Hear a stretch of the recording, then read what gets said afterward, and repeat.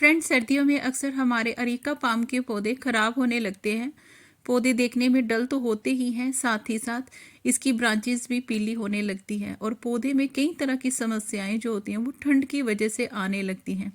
क्योंकि जो अरीका पाम का पौधा होता है वो 18 डिग्री सेल्सियस से 25 डिग्री तक के टेम्परेचर में काफ़ी अच्छे तरीके से ग्रोथ करता है।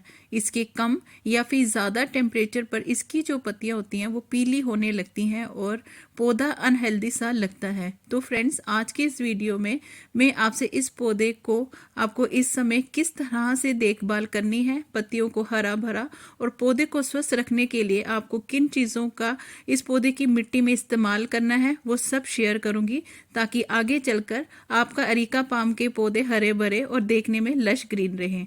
Hello everyone, once again welcome back to my channel. Friends, areca palm एक खूबसूरत पत्तियों वाला इंडोर प्लांट होता है और ये घर में मौजूद पोल्यूशन को कम करने की क्षमता रखता है। ये पौधा जहाँ पर भी रखा होता है वहाँ के आसपास के एरिया की ऑक्सीजन की मात्रा बढ़ जाती है और वहाँ का वातावरण भी शुद्ध हो जाता है। तो फ्रेंड्स, पहली चीज़ आपको ध्यान देनी है कि जब भी आप इस पौधे को लगाएं तो हमेशा ये कोशिश करें कि इसे मिट्टी के गमले या सीमेंटेड पॉट में लगाएं। अगर आप प्लास्टिक के गमले में लगाते हैं तो जब ज़्यादा सर्दी या ज़्यादा गर्मी पड़ती है तो अक्सर ये पौधा खराब होने लगता है, क्योंकि प्लास्टिक के गमलों में टेम्परेचर मेंटेन करने की कोई भी व्यवस्था नहीं होती है। वहीं पर अगर आप इस पौधे को मिट्टी के गमले में लगाते हैं तो इसमें टेम्परेचर मेंटेन करने की क्षमता होती है, जिसके चलते सर्दी और गर्मी में पौधे की जो जड़ें होती हैं वो कभी भी खराब नहीं होती हैं। तो इसी तरीके से आप जब भी अरीका पाम के पौधे को लगाएं तो हमेशा मिट्टी के गमले में ही लगाएं। अगली चीज़ है कि अरीका पाम के पौधे को किस जगह पर रखना है। वैसे तो ये एक इंडोर प्लांट है और ह्यूमिडिटी को काफ़ी पसंद करता है। जहाँ पर इस पौधे को ह्यूमिडिटी मिलती है वहाँ ये पौधे बढ़िया ग्रोथ करते हैं, लेकिन जैसे अभी भी ठंड चल रही है तो आप इसे इस जगह पर रखें जहाँ इसे 2 से 3 घंटे की जो धूप है फ्रेंड्स वो इसे मिलती रहे, और रात की ठंडी हवाओं से बचाने के लिए रात में शेड की व्यवस्था भी हो तो ये पौधे बढ़िया ग्रोथ करते हैं। लेकिन अगर गर्मी की बात करूं तो इसे छायादार जगह में रखें, मिस्टिंग और शॉवर करते रहें, जिससे ये पौधे बहुत तेजी से ग्रोथ करते रहते हैं।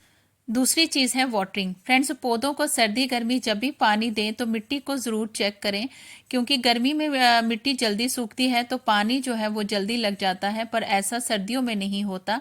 सर्दियों में टेम्परेचर काफ़ी लो रहता है, मिट्टी जो है वो लंबे समय तक गीली रहती है, तो पानी हमेशा मिट्टी को चेक करके दें।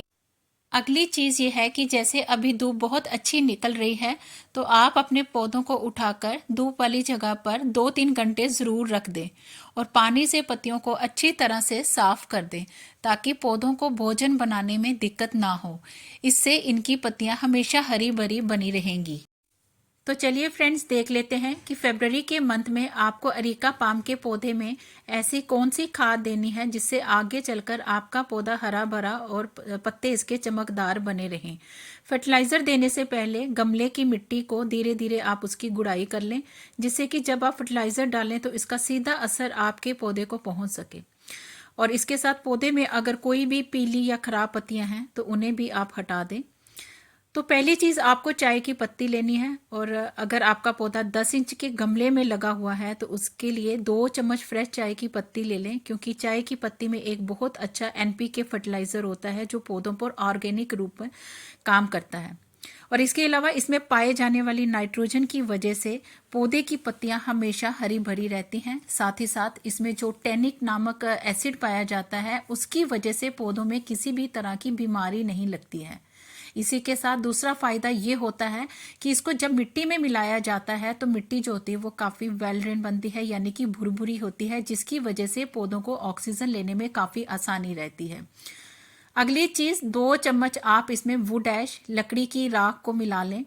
तो फ्रेंड्स, वुड ऐश में काफ़ी मात्रा में कैल्शियम पाया जाता है, यानी कि अकेला इसमें 25% कैल्शियम होता है। इसके अलावा इसमें पोटाशियम, मैग्नीशियम, फास्फोरस, साथ ही साथ सल्फर, आयरन और जिंक भी पाया जाता है, और ये पौधों पर ऑर्गेनिक फर्टिलाइज़र के रूप में इस्तेमाल किया जाता है। साथ ही साथ वुड ऐश मिट्टी को थोड़ा सा एसिडिक भी बनाता है, और एरिका पाम के पौधे को एसिडिक सॉइल काफ़ी पसंद रहती है। ऐसे में ये पौधे बढ़िया ग्रोथ करते हैं। और जब ठंड में इसका यूज़ किया जाता है तो पौधे का रूट सिस्टम काफ़ी मजबूत हो जाता है। अब इन दोनों चीज़ों को मिक्स करके मिट्टी में इस तरह से डाल दें और डालने के बाद अगर आपके गमले की मिट्टी सूखी है तो आप इसमें पानी डाल दें, और अगर मिट्टी में नमी बनी हुई है तो मिट्टी में पानी ना डालें। तो फ्रेंड्स, फरवरी के मंथ में अगर आप इस ऑर्गेनिक फर्टिलाइज़र का यूज़ अपने अरीका पाम के पौधे पर करते हैं तो आगे चलकर अरीका पाम के जो पौधे हैं वो देखने में बहुत ज़्यादा खूबसूरत, स्वस्थ और पत्ते भी इसके चमकदार होंगे और एक नई ग्रोथ भी जो है वो स्टार्ट हो जाएगी। आई होप आज की वीडियो आप सबके लिए यूज़फुल रही होगी। वीडियो अगर आपको थोड़ी सी भी अच्छी लगे तो please do like, share, comment and subscribe my channel. Thank you friends, stay blessed and bye bye.